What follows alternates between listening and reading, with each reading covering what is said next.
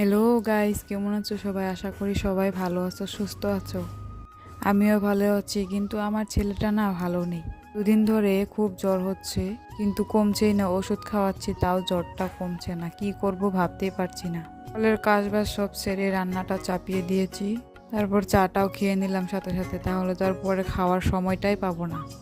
চা খেতে খেতে আমার এদিকে ভাতটাও হয়ে গিয়েছে, তারপর গরম জলটা বসিয়ে দিলাম।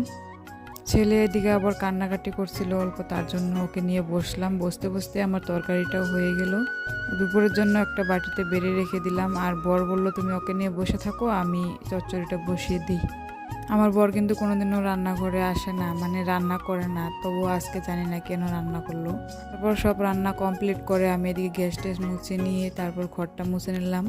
এক ঘরেই রান্না করি আমরা, তার জন্য ঘরটা মুছে না নিলে ভালো লাগে না, একটু নোংরা হয়ে যায় অনেক। তারপর ছেলে বলছিল মা খেজুর খাবো,